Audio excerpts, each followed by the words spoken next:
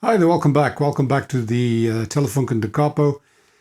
I've been doing quite a bit of work in the background here. You can probably see that this thing's starting to, well, it's shining already. And I've got to tell you, this has been quite a job, dismantling everything, getting it all cleaned up. And now it's ready to go back together. But I just want to give you a quick overview of what I did to this and explain perhaps the choices that I made and why I made them. There's one thing here that's very interesting, and that is this electrostatic tweeter. This one is actually different to the ones that I usually find on the Grundigs. The Grundigs also, a lot of the Grundigs have electrostatic tweeters. Now, if you don't know what these are, this is basically a high frequency speaker. It works with a high voltage across it, which creates a static situation with high voltage between two plates. And then the audio signal is sent in across that, and the audio signal makes the membrane inside vibrate, and there's your speaker, right? Now, these things have a habit of basically stopping working. Some of the Grundig ones have a foam layer that just wears away or rots, dries out, and you can actually restore them. However, I don't know whether this thing is working or not, and before I start taking it apart, which may not be necessary, I'm going to test this later on in this video. I think they're actually okay. I've cleaned them up, but the way I do this is I connect the tweeters or the electrostatic tweeters to the radio where they're supposed to be connected. And then with the main speaker, I just put that on a dummy load. So what you're getting is the audio is going through, but only the electrostatics are producing sound. The dummy load is absorbing the energy that's supposed to be going to the main speaker. So we'll be able to see if this works. What we expect to hear is a really tinny sound, okay? And if it's coming through as a tinny sound, we know that we've got good tweeters. So there are two of these, one on each side, and I'll be testing them. But let me just show you what it is that I did to this guy. Here we've got a look at the radio, just basically in general, as it is. I hadn't done any cleaning whatsoever on this at this stage. And as is obvious, the inside has still got the dust, lots of it, lots and lots of dust. Probably a bit of rat fur as well, just for good measure. And to spice things up and make sure you use gloves, which I sometimes forget to do. And I took everything out. These sides come out by just pushing them. They're stuck on with glue. You've got to be careful, but it comes out. And the bottom is just unscrewed. And the front, the panel with the speaker on it and everything else, you just got to unscrew everything and pull it out very carefully. In this case, the actual speaker panel was pretty tight in there. And we get a good look at what it is we're facing. There's a lot of dirt, but that's fine. The actual antenna sheet or that tape, I had to cut that to take off the tweeters or the side panels, but we can rebuild those. Bit of chipping and so on. That black at the back is, it's dead. So if we look at the top here, you can see most of this is actually that crinkling, that aging of the lacquer. There aren't really that many bad spots on there. And here's everything in place. Everything's been taken apart. This is before the cleaning. Just keep everything safe. Make sure you don't lose any screws or any little parts. As is obvious, there's nothing really wrong with it. It's just dirty, which is fine. Side plates are in perfect condition. The actual faceplate or the grill cloth just needs a bit of cleaning. Nothing wrong with it. And the speaker, man, this speaker is incredible. This thing is like new, except protected by a layer of dust. But basically, that's what we've got. That's what we've got to work with. And you take this one step at a time, and we're ready to go. Now, I started with the body, and I sanded it down with wet and dry paper and found that it practically didn't need much else. The wet and dry paper took off a lot of that surface crinkle. And then I've discovered these pens. This is like it's a permanent marker pen, but I can't tell you what it's called. I just once went into an art shop and asked them for a pen to restore a wood surface, and I bought two different colors of this, And these things work really, really well. You sort of wipe them down, you get stuff on your fingers, but this thing really hides a lot of these little surface scratches, as it were, on the existing lacquer. Another thing I like to do is to paint the black at the back. Now, I use this Amsterdam paint, which you can get practically anywhere. I believe it's definitely not Madeiran. I think this is Dutch, actually. And this paint has various advantages. One of them is that it's water-based, so your brushes get cleaned just by washing them. If you get stuff on your fingers, you just wash them off. The other thing is that it's very thick, so one layer usually does the job. And as is obvious, it comes out really, really nicely. So you paint everything at the back, and that really does make a difference. Most of this you won't see, but as I've said before, in restoration, it's not so much what people see, it's what you know you've done. And I like to get everything nicely painted up and complete. And with a bit of care at the edges there, because you don't want to paint over to the front or the sides. But yeah, that's basically where we are. And here she is, all put back together. Everything fit nicely in place, everything's been cleaned up. Grill cloth is impeccable, all the plastics just clean up beautifully. There's the logo. This trim was polished.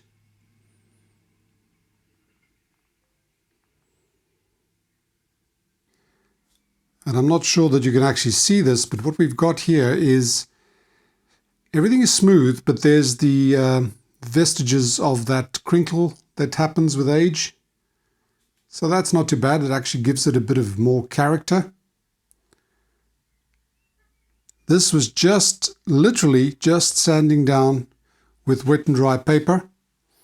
Filling in the little, any imperfections were painted over with that pen, and then spray painted with clear lacquer. Quite a few coats with wet and dry sanding in between. The sides just fit in perfectly. That grill cloth there was no problem with it at all. So it's just a matter of washing and putting it back in. Same applies to the other side. The tweeters were also cleaned up. They're ready to be tested, and then they'll go in last. And of course the back plate, this thing was perfect. Just a bit of cleaning. Now, what did I use to clean? Well, I actually made a point of noting this, because I know somebody would ask. Everything that I washed here was literally washed with dishwasher soap and water.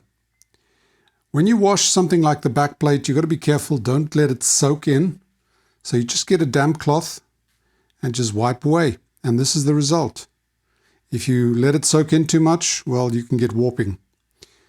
But yeah, this thing is really ready to go, ready to receive the actual chassis, which is waiting over here patiently.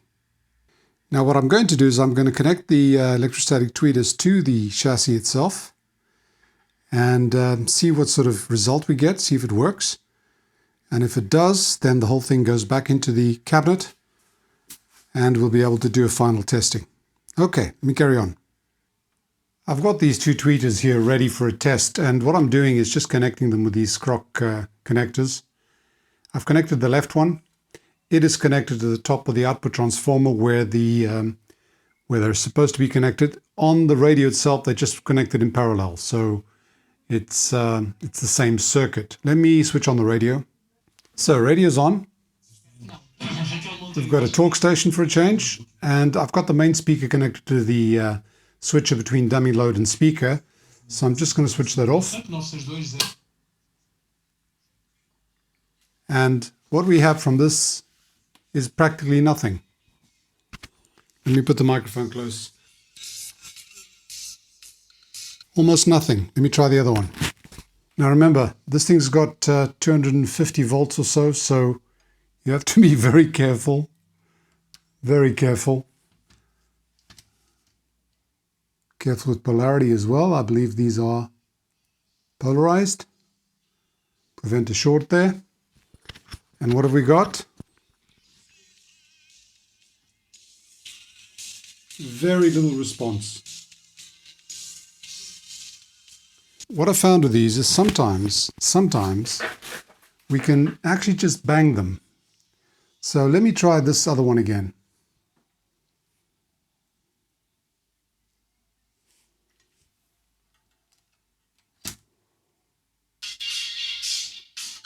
Hear that? That's certainly different. Now, this thing, you hear that? Almost nothing.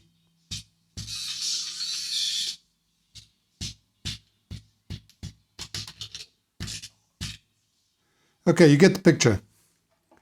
Switch that off before I shock myself.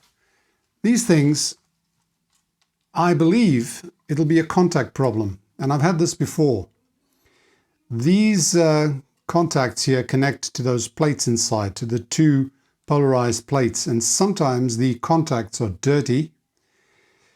And when you tap them, they make contact and then break contact. So what I'm going to do is I'm going to open one up. I'm going to open this up and see if we can correct that. I don't think this has anything to do with foam, but we'll see when we open it up. Now, to open them up, what you've got is these tags that come through and they're twisted. So all you've got to do is twist them in reverse.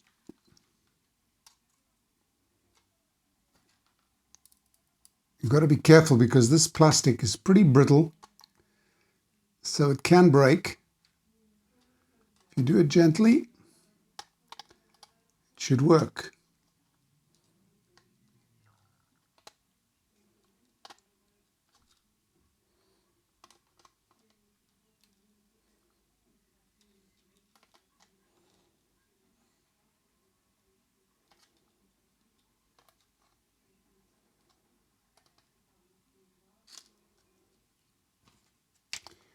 Let's see how we get on.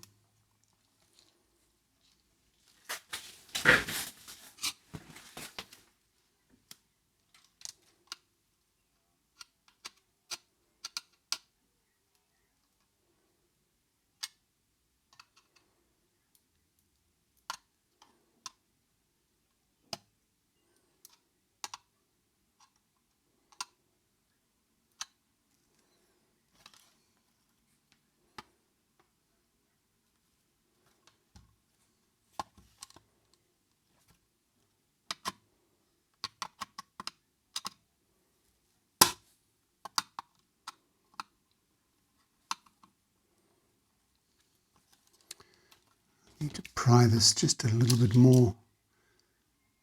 Need to bend it in the right direction. It seems to be getting stuck.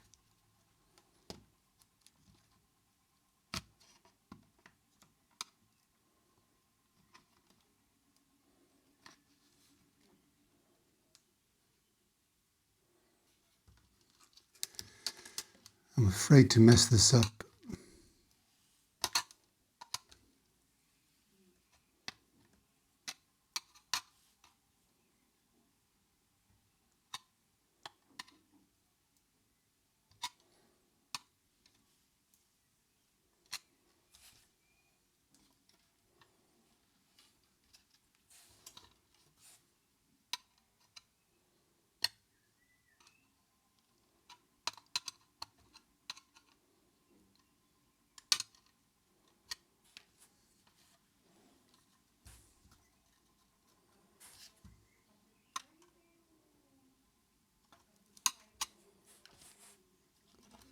Should come out now. Bloody hell.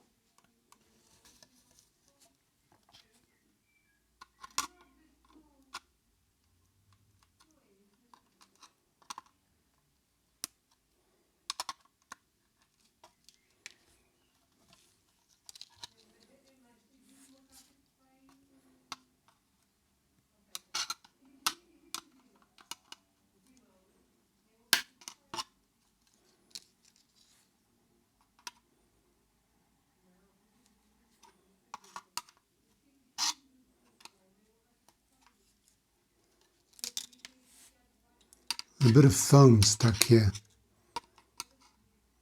So it does have foam. Could well be the foam problem. Okay, here we are. Now what do we have here? We've got foam which is completely rotted away.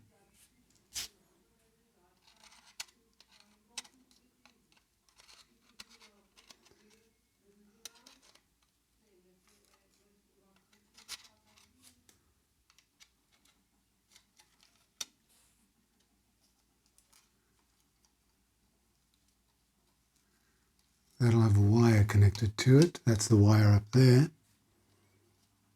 This is the mica sheet inside, which is obviously an insulating layer. And there's the bottom. That's what you're seeing. I'm not sure what we've got here. I'm going to have to be very, very careful with this and see what it is we're dealing with. I think we might have a connection problem. Let's see.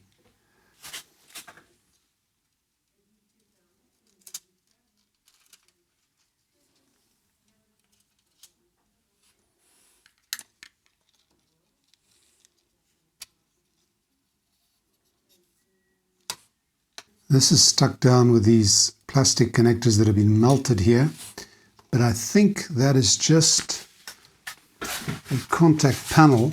I don't think that has anything to do with it. Might well just be, let's see what we've got here. That'll be the yellow one.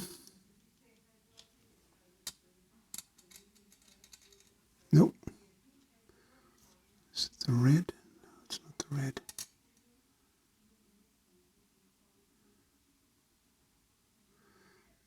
That's strange. That is the red, but the red's going to the top. See, the red is actually coming to here.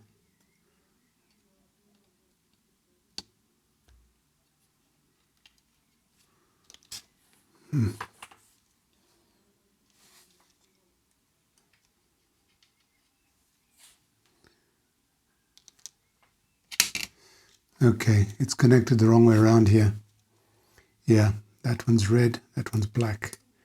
So the red is going to probably the bottom one.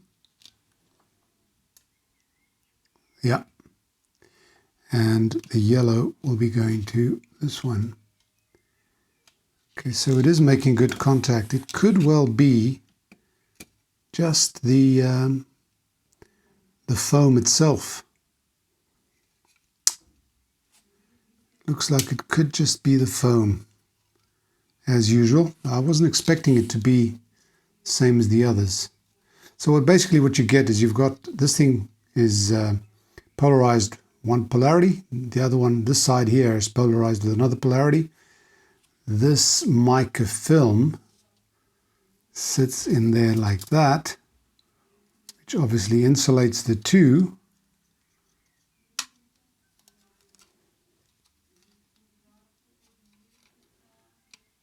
And when you put this back like that, you then need foam along here just to basically separate it from here. I don't really know what else it does, because the contacts are there. It's definitely making contact. I think maybe that foam was, see, it's just basically rotted away. It's the ones I've done before are mostly those round ones, and it's always been the foam. But this one looks different, so I don't know. I'm just going to give it a try, change the foam, put it back and see what happens. So here's the deal. I've got some strips of foam cut. Basically, I got some foam, cut one strip. It's about, I don't know, 6 millimeters. And then I cut it and I want to stick this to here. Now, the important thing is I want to stick it to this section only. I want to stick it in that groove. I can't let it touch that plastic because that needs to be completely free. So I'm going to do this, and I've cut them more or less to size. I'm going to put a couple of drops of glue very little of it. I don't really want to worry too much about it because it's going to be held between this and the back plate or the back cover.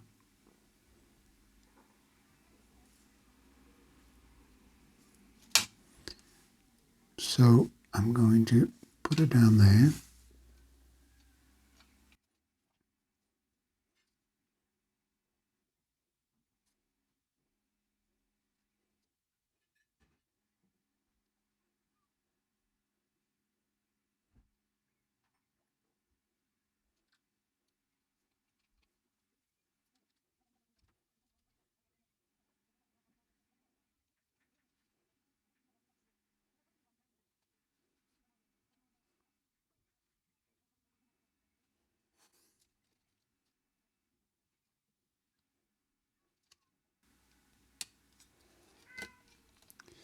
So what have we done exactly? We've created a foam spring or suspension, if you want to call it that, right over here.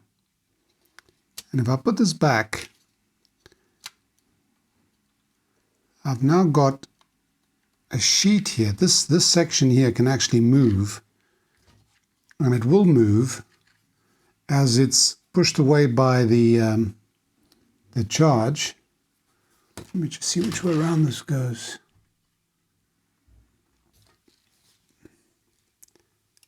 Now I've got to fit all this back again, and I think before I do that, I'm going to straighten these guys out. It'll just make it easier to go in.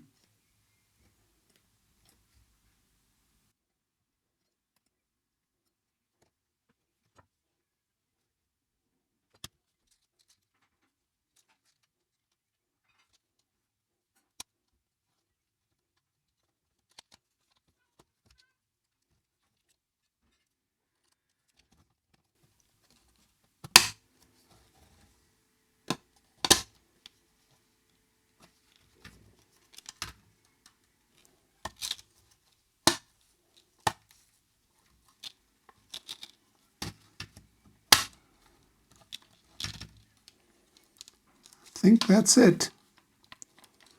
Now what I'm going to do is I'm not going to fix it permanently. I'm just going to bend this out a bit because I want to test this.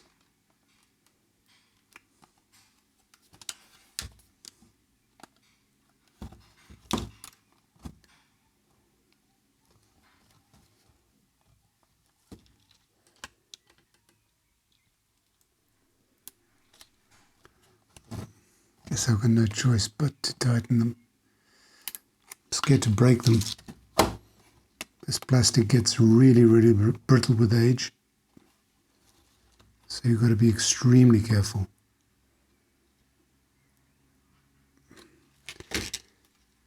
Well, I think we've got one done. Now we're going to test it. See if we've done anything to it. Put the other one out of the way.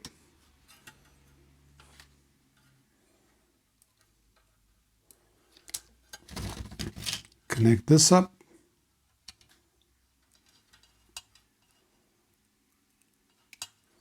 And don't forget, this thing's got about 200 volts on there, so you don't want to short them anywhere, you don't want to touch them. So let's see. Okay, so I've got a talk station on here. I've got the main signal on dummy load, and listen to this.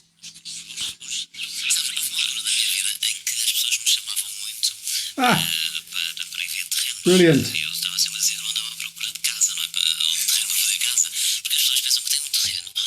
Okay.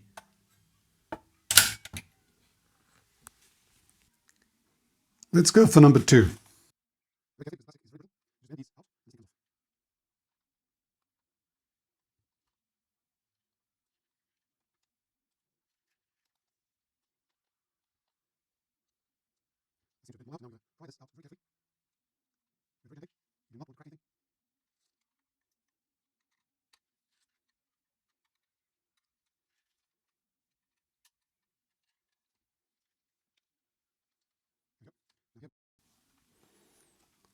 Now here we've got a little bit of foam that's still stuck on here, so we'll scrape that off. And this one is ready. This is just metal plate. Okay. And here we've got, again, the foam that is supposed to put a bit of pressure on here and separate this section from the back plate, and that foam is all messed up. So we can remove it. It's really, really just gone. And I notice there's no foam on the bottom here. Put some on the other one, but okay, no problem. Got to be careful not to break anything.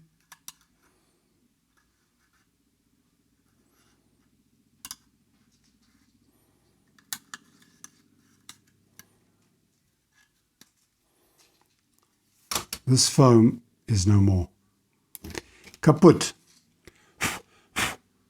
Okay, here we are. Now I've got these sponges and I'm only going to put it on the sides, and I've got little bits cut here to complete the sides.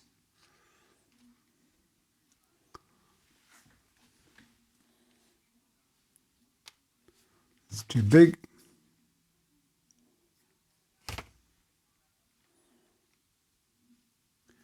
Yep, that should do it. I need another piece, and I had another piece. Where are you? Oh, here we go.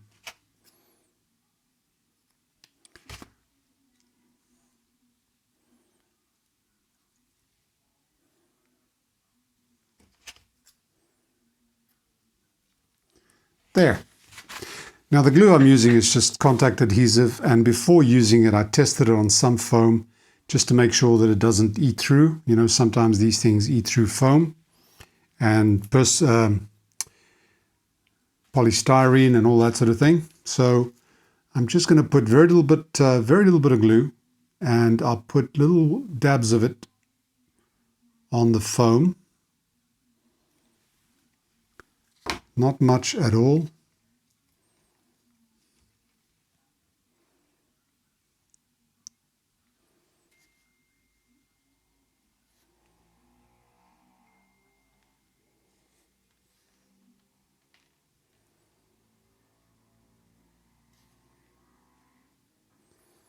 Okay, very small amounts of glue, and I need to glue it and make sure that I glue it to this inner section without the glue touching on the outside. You don't want to glue that down. You just want to create, basically you want to create a spring between that plate and the back. That's what this is all about. It's basically creating a way for something to push back when the electrostatic effect, when the electrical effect pushes that out. So again, very carefully, we'll just put that there. And we'll do the same to this guy.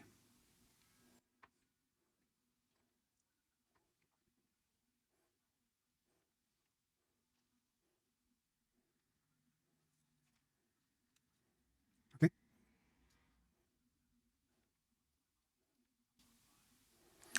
There we go. That's done. Now I'm going to put this back and we'll see if we have some progress.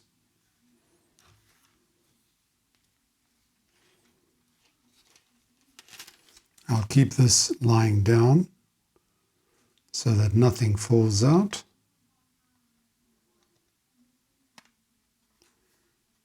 Got it in there.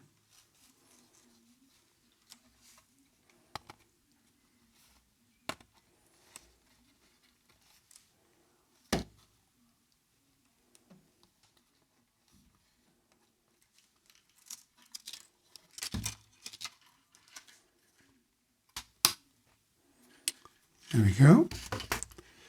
Now I'll bend these guys just a little bit, just to hold it, because I want to test it first.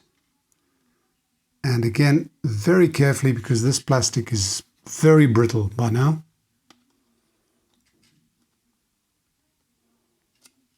It will crack.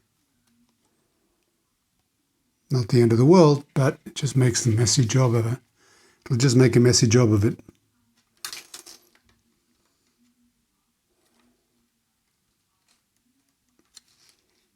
There we go. That's done. Now let's connect this up and see if this one's got some life to it as well. I've got the main speaker on dummy load. The volume up. Ah! Damn, that's loud. So we have success.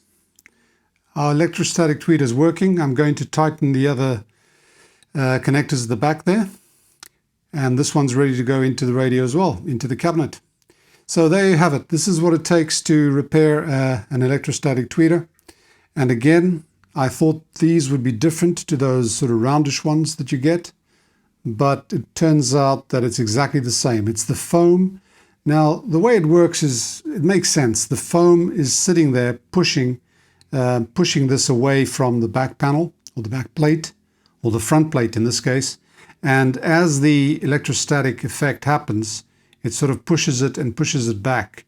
If it doesn't have anything there, or if it's stuck, that tweeter just won't tweet. Right, that's another task done. Okay, let me put this off because there's 200 something volts on here. And once again, just a final look at the result. Everything came out beautifully. If we look inside, we've got the speakers in there. I've cleaned the solder tags on the speakers, so everything's ready. These guys have been put in as well.